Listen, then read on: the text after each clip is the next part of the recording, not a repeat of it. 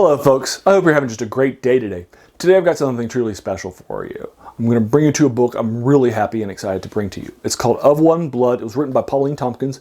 It was published in 1902, it was serialized in 1902, in the first black, it's called Colored American Quarterly, and it was the first magazine to come out of the post-slavery in America. It was the first magazine that focused in on African Americans and what it was like living in their culture. And it would often publish fiction. And the writer of this, Pauline Tompkins, she actually founded that magazine.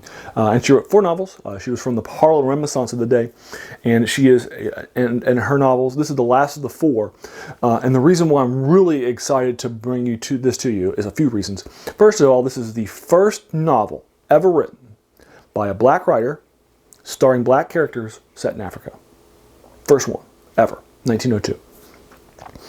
So that's awesome. Second of all, because my channel cares about speculative fiction, this is a speculative fiction novel. It has elements of horror, although not that many.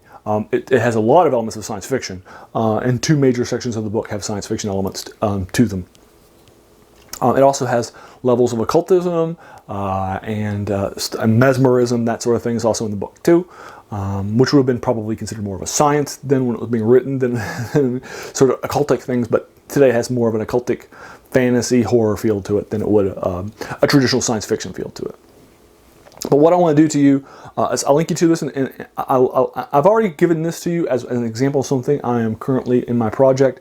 I'm currently going back through and looking at black literature in the that's of a speculative nature, in speculative fiction that includes horror, science fiction, and fantasy genres from the pulp era. So I'm going back and which includes Harlem Renaissance writers like Pauline Tompkins. She was a great voice. When she wrote, everything that she wrote, she would have out there, and it would be a part of talking about what it was like to live as a black person in America during this time, this post-slavery, but during the sort of separation during that time after Plessy versus Ferguson, which happened about 10 years prior to this story being written. And she was very vocal about the difficulties of like what that was like. But the problem, there were 2 major threads going through black people at the time. Booker T. Washington was sort of a work with the white people, build bridges with them. He was very pro capital and developing your own selves economically.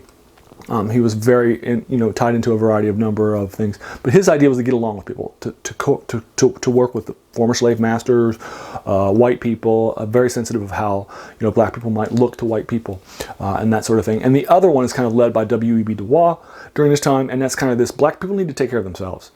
They have been left behind by white people for way too long. We got to take care of ourselves. We got to reach out to ourselves, and we got to be a voice for what's actually happening.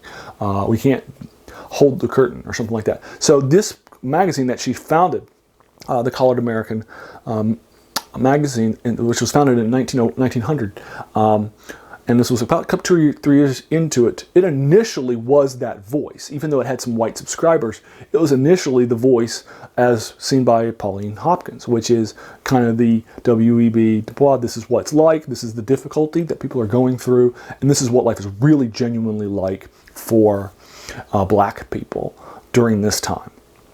But what ended up happening was in 1904, there was a hostile takeover. Booker T. Washington, with some money from a couple of white people that wanted to kind of stop that message from this magazine, had a hostile takeover of the magazine, and Booker T. Washington was installed as the person who was running it.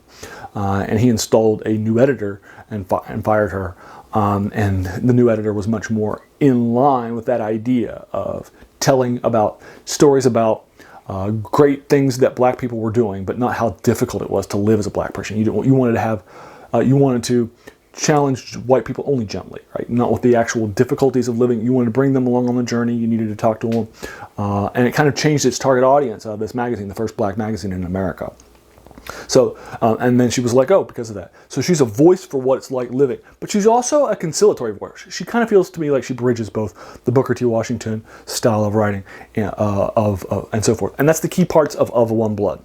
Of One Blood is a verse from the New Testament, where God says, "Of one blood I have created all nations." And the idea is that there isn't these sort of hard, definitive races, and specifically with white and black races. There's no white blacks, there's no white races, in addition to us interbreeding a lot, and so there's really not really any more of that distinction any longer. The idea is that we're all just sort of one race anyway, which just feels more like a Booker T. Washington sort of style of philosophy than a Dubois style of philosophy.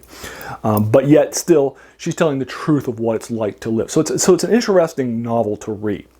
And I really feel educated having read it, and that's why I'm giving it to you now. It's also very strong as a sort of so I'll go over just a quick synopsis for you. It's a novel. It's only 180 pages long. I read it in 2 days. I read half of it each in 2 days. It took me a few hours each day, so probably about 5 or 6 hours total to read it. Basically, what's going to wind up happening? You're going to be introduced to this character who is biracial. He's half black, half white. It'll tell you about him. His name's Ruel. As he was growing up, people in college might or school may have thought he was Italian or Mediterranean. He was able to typically pass as a darker skinned white person rather than a black person. And he has distanced himself as a black person. He will regularly say some sort of racist things about black people. He's not super fond of his black aspect or identity at all. It's not something that he cares about in any way, shape, or form. He is at college at a high prestige university over in Boston, and he is researching things heavily. We're also going to meet his best friend at this institution who has met him, who has been giving him some money. He's a family of wealth, kind of this liberal wealth, and with the sort of liberal northerner guilt. Although he's actually a southerner, but he still has that sort of guilt over how black people were treated. So he kind of sees Ruel as his project, and he would give money to help him out with various things in college, get some contacts and those sorts of things. That kind of has that guilt with him too. And then there's going to be a major love interest. Her name is Deon. She's also biracial, but she's much more black than white, but she's also biracial too. And she's going to be the major love interest of Ruel. And he's going to have a vision of her in the first chapter, meet her singing and entertaining in the second chapter. In the third chapter, he's going to come across her as this ghostly apparition at night. And in the fourth chapter, she's going to die. And that sets the stage for the rest of the story and what happens there. And at that point, the story starts to feel like a science fiction story and even a little bit of horror stuff in chapter 3. Chapter 3 is really more of a horror story than any of the other chapters and so forth. But anyway, the basic story is a romance story, and that's going to be how the novel is framed. It's going to be a central romance between Dianthe and Ruel, our main character. And that's going to be the central sort of streamlined story that's going to take place for the novel. And that frames the entire novel. Now what's going to end up happening is that our hero, Ruel, is going to wind up on an expedition to Africa, to Ethiopia, to the ancient capital of Ethiopia, which in this novel has been the center of civilization, the center of history that many other nations, it was the first major empire, the first major civilization. It was the one that Egypt got its ideas from, and that sort of thing. And they're going to go to the ancient capital of Ethiopia to put these theories and ideas to proof with an expedition, and so they're going to launch an expedition. He's going to be one of the officers on that expedition. He's a doctor. He's in medical school, so he's going to be the medical doctor for that expedition. That's going to head out that way. He wants to plunder their riches because he's not somebody with money. And that's one of the reasons why he needed his rich friend. So he sees this as his way into sort of to become more upwardly mobile by plundering the riches of ancient Ethiopia. And the pay for the expedition is pretty good too. He's going to get $10,000 of that and then money for a 2-year expedition. So he joins it, and so what you're going to do is you're going to journey on his journey to Ethiopia. And then that's it. I'm going to leave you to it. Now, on his journey to Ethiopia, there's this key sort of section where, he'll meet people and that sort of thing. And one of the things I really enjoy is that he's going to have to learn how to, doesn't have to, he chooses to, re-embrace his identity as a black person. He's going to find that identity on his journey through several things that he will encounter. And so by the time he emerges from it, he'll be a much blacker, if you will, person than he was when he started his journey. And much more appreciative of his African heritage than he was when he started. It feels very much like, as I read this story, it reminded me of sort of 4 novels, and I actually lined those up for you so I could kind of take a look at those for you. So the first novel that this reminds me of, I just dropped it on the floor, so I'm going to bend down, pick it up. It's Frankenstein by Mary Shelley. Now, Frankenstein by Mary Shelley has a lot of, it's the first science fiction. This is also an early proto-science fiction too. It has a lot of elements. There are some similarities between Ruel and Dr. Frankenstein. They're both in college when they discover life-giving things. They both use them. There's a lot of similarities between him and Dr. Frankenstein. It also reminds me a lot of another Mary Shelley story. Actually, this reminds me of this one more, of The Last Man. The Last Man is the first post-apocalyptic story. There is a disease that's going to hit the world. It's going to, and then there's going to be just a couple of guys. There'll be a small number of people left afterwards. But that stuff doesn't start until you're more than 100 pages into this story, and the adventure to Ethiopia doesn't start till you're about 100 pages into the story. That's a little less actually in this novel. But this one has the world building that's happening, the romance between our major characters, our key points of the story, and they're also key parts of our story with, Of One Blood from Pauline Hopkins, just as much as they are from Mary Shelley's The Last Man. So I was also reminded of that. Another thing that I was reminded of heavily, and this is probably the biggest reminder, was Robinson Crusoe. Now, Robinson Crusoe, if you're going back and reading it for the first time, or if you haven't read it since you were a kid, when you go back and reread it, you're going to be struck by how Christian a novel is. If you grew up as a Christian in a Christian home, the fact that it was a Christian novel probably never surprised you, because that's what you were expecting and what you grew up and kind of the things that you read. But going back to it, or having not come from a Christian home, you'll be surprised by just how Christian Robinson Crusoe is. It was written at a time by a community, for a community that had Christians in it, right? Heavily Christianized. And so there are a lot of Christian aspects to it, Christian elements to it, prayers that are being written into the journal. It's being written, if you recorded by journal entries. These journal entries talk about him thanking God, praying to God. It includes his prayers to God.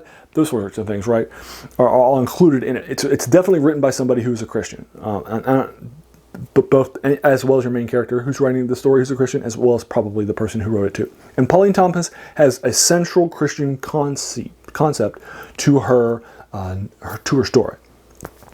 And as you will read it more and more, you'll see that. Now, for black people writing, who were living straight after, in that first generation after slavery in America, during a time of segregation in America, those were heavily Christian sort of people. They were singing Christian spirituals. They were heavily Christianized, probably more so than the white people. So this is a community that's heavily Christianized. And so Pauline Tompkins clearly is as well. And w.e.b. Dubois is too. If you read some of his stuff, I've got one of his books I'm reading. He's got prayers to God, hymns to God, those sorts of things in his books that are critiques or have his critical essays. That was a key part of the Harlem Renaissance. It was a key part of these cultures and societies. And remember, Pauline Tompkins isn't writing for me, a white guy. She's writing for her people. She's a voice for her people. Now, she's not going to be upset that white people are reading it.